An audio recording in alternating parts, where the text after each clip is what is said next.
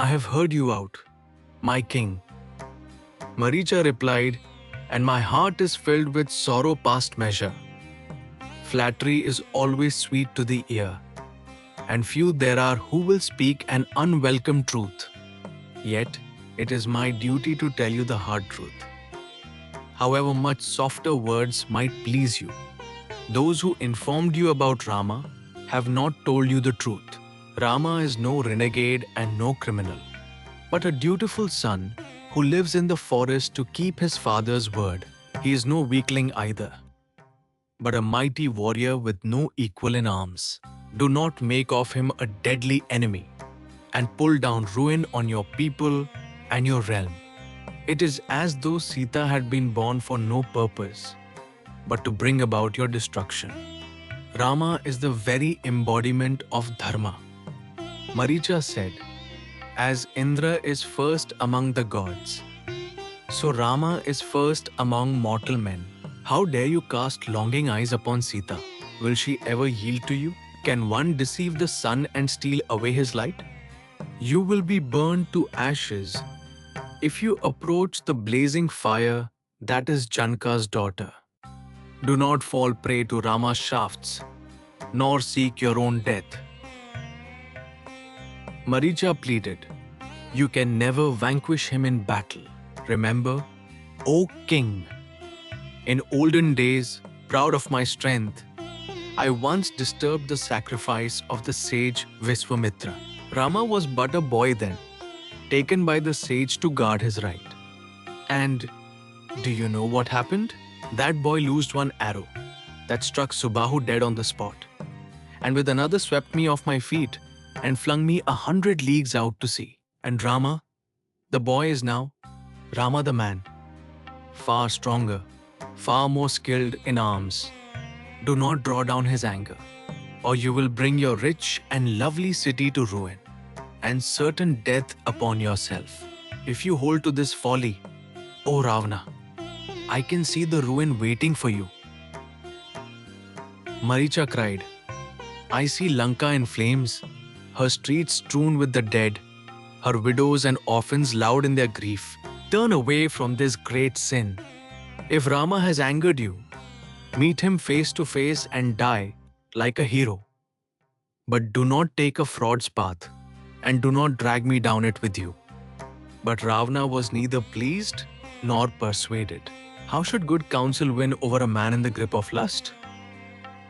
Like a sick man spitting out his medicine, the 10-headed king would not hear Maricha's advice. When a king wishes to know whether a thing should be done, he said coldly, his counselor may wait for him. But it's not for such counsel that I have come to you. I am the king, and I have come to tell you my mind is made up. Ravana said, what I want from you is your help in carrying it out. You forget the loyalty you owe me, that you dare call my purpose wrong. This nobody you praise so highly is not worth a formal challenge. A man driven out of his country, tricked by a woman, robbed of his rights. The right way to deal with such a fellow is to shame him by carrying off his wife, Ravana declared. That is settled. Now do as I bid you. Turn yourself into a strange and beautiful stag, and show yourself to Sita to catch her eye. She will send Rama chasing after you to take you for her. Draw Rama far away, Ravana said, and then, in his own voice, cry out, Ah, Sita, Ah, Lakshman. Hearing it, Sita will think Rama in danger and force Lakshman to his aid. When she is left alone, I shall carry her off to Lanka. Do me this service, and you are free. But refuse, and your life is forfeit. Maricha thought within himself, my crazed king, already in the shadow of his doom, will not listen. Sinful longing is driving him to Yam. Better to be killed by Rama than by Ravana, for then at least I give up my life to a worthy foe. And so, seeing no way out, he agreed to play his deadly part. I have given you good counsel, and you will not hear it. Maricha said, Do this, and I shall surely die. But no more surely than you will perish, and all you own, and our whole race after you. Some envious enemy has set you on this road. Sooner would I be killed by a foe I honor than by you. Come, let us go to Dandaka. Overjoyed, Ravana threw his arms about him. Now you are my dear old Maricha again. The two mounted the golden chariot and flew off toward the Dandaka forest, over cities and mountains, rivers and kingdoms. Coming to Dandaka, they picked out Rama's hermitage, set within a grove of banana trees. They came down some way off, and Ravana took Maricha by the hand and pointing to the ashram, bade him do his part. At once Maricha changed himself into a wondrous deer. Each part of the creature shimmered with a different hue of exquisite beauty, and like a rainbow in the sky, it delighted the eye of every beholder. Gold and silver, diamonds, gems, and flowers seemed to break out one after another across its hide, a living river of jewels streaming over a body of gold. In all this matchless beauty, the magic deer roamed here and there, now pausing, now frisking in graceful play, drawing ever closer to Rama's hermitage. It would bend to nibble the grass, then lift its head to eat tender leaves, walk slowly near the hut, then bound away and reappear at a distance. Sometimes it joined a herd of deer, then parted from them, and the other deer, smelling the strange creature, moved away from it in sudden terror. Sita, gathering flowers in the wood, looked up and saw the stag, and gazed spellbound at its marvelous beauty. The deer gazed back at her and ran to and fro before her, casting a fresh loveliness over the whole scene. Enchanted past all measure, Sita called aloud for Rama and Lakshman to come and look. Do come and look. Come quickly, quickly, Sita called. Rama and Lakshman came out of the cottage and beheld the exquisite creature and marveled at its beauty. But Lakshman grew suspicious at once. It seemed to him no ordinary deer, but a Rakshasa in disguise, come with some evil purpose. Both brothers had heard of Maricha and how he took the form of a deer to beguile and destroy those who hunted in the forest. This is no ordinary animal, Lakshman said. This is a trick of the Rakshasas. But Sita would not hear it. Do catch this deer for me, she begged. We shall keep it as a pet in the ashram. This is the loveliest creature I have ever set eyes on in this forest, Sita pleaded. What color, what playfulness. Soon we must go back to the city. Should we not take some rare thing from the forest home to Ayodhya? How beautiful it would look in our palace. How pleased Bharat would be. Do, my beloved, catch it for me somehow. Sita saw that Lakshman disliked her insistence, and this only made her more determined to persuade Rama. For when a strong desire takes hold of the heart, and someone stands in its way, we grow angry, even with those dearest to us. A hard truth about the working of desire, as the Lord Himself teaches in the Gita. Look, it is all gold. Now it is all silver, she cried. If you cannot capture it alive, bring it down with an arrow and let us keep the skin. We shall never see such a beautiful skin again. It is going away. Go, catch it alive, or at least bring me the skin. So she pressed him, her heart wholly set upon the deer. Look, look again, Sita said. In all these long years, I have never seen anything so beautiful in these woods. It is like a cluster of shining stars. At last Rama could hold out against her pleading no longer and made up his mind to win the wondrous deer for his beloved, whatever it might turn out to be. Even if Lakshman is right, and it is a Rakshas, Rama said to himself, that is all the more reason to kill it. If I cannot take it alive, I can bring it down and give Sita its skin. When she longs for it so, is it not my duty to get it for her? And he called on Lakshman to fetch him his bow and arrows. Lakshman's heart was not in it, but he did as he was told. And Rama set out, saying, Now Lakshman, stay at Sita's side and guard her closely. I shall soon be back with this stag, alive or dead. Do not be anxious. And even should it prove a Rakshasa, what of it? It will go the way of Vatapi and fall a victim to its own trickery. Be careful, Rama said again. Mind Sita well.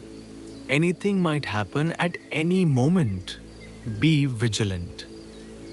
And so, destiny having set the stage for misfortune, the usually cautious Rama yielded to Sita's foolish wish, disregarding Lakshman's warning, and went off in pursuit of the Maricha stag into the deep forest.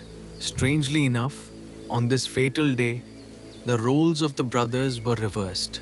Lakshman, hasty and quick by nature, was the one who doubted, while Rama, ever circumspect, was the one who was deceived.